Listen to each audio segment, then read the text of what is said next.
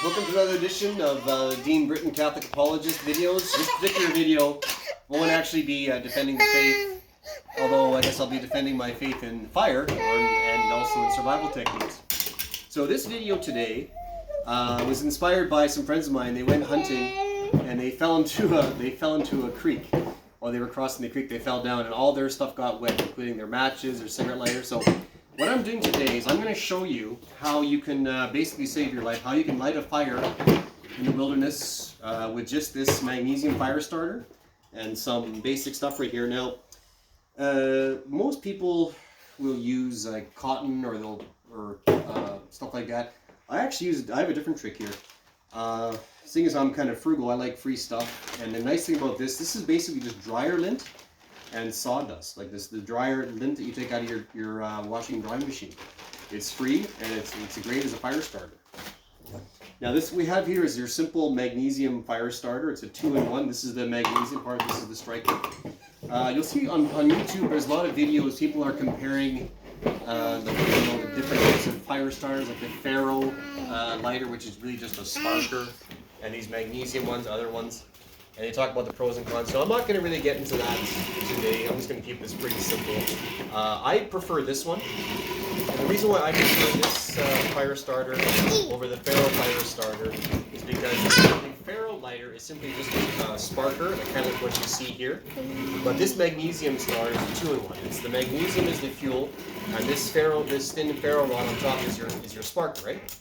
So without further ado, again, all I have here is just a little mixture of the dryer lint and sawdust.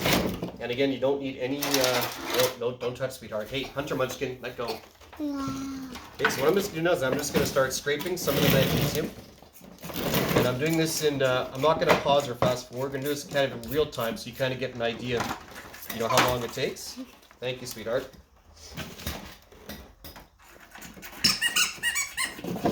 And you want to use a fairly generous amount of magnesium. Just kind of shred it up with this thing it comes with. Now again, just to emphasize, the Faro lighter is just the black sparker. It's a rod just like this. This itself is a Faro lighter. It's just a little bit thinner. It's glued onto the magnesium. Again, the only problem I have with the Faro lighter is that it's only a sparker. Okay, but if you're, like, say, if it's windy, if it's raining, maybe like your kindling is a little bit wet, there's nothing really dry, you like to have this. I personally think this is the way to go because, as I said, it's a 2-in-1. It's the fuel and the spark. All right. Okay, just so you know, my wife will testify to this. I have not put anything flammable, no alcohol, no fuel, no kerosene, nothing.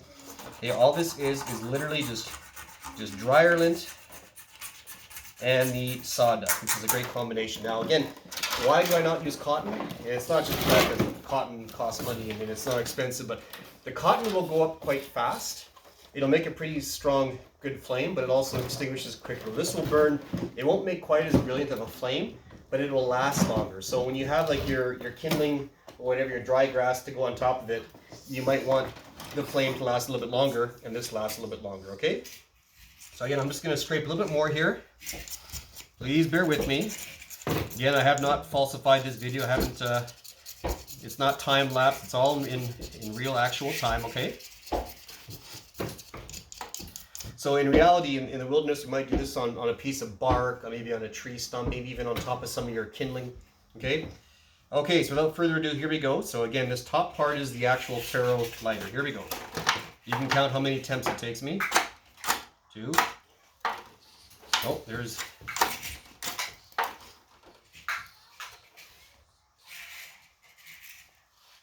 Okay, so that took about 5 attempts.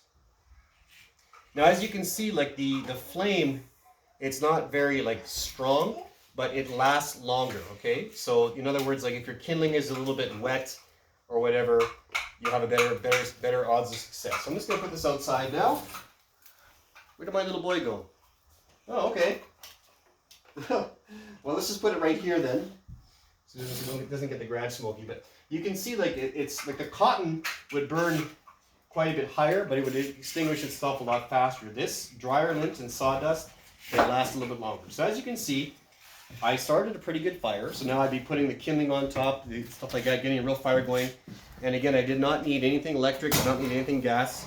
All it was just dryer lint and sawdust, which I keep in a Ziploc bag. Then if I fall into a creek or I fall into a bog while I'm hunting, it's going to be perfectly dry. Okay? And as you can see, this is all in real time. Even if like the first part of kindling that I put on didn't ignite, this probably the second one would. So I'm going to put this outside so it doesn't set off any alarms. Anyway, thank you for watching, and that's how we can start a fire in the wilderness for survival using only this magnesium starter and some dryer lint and sawdust. Thanks for watching.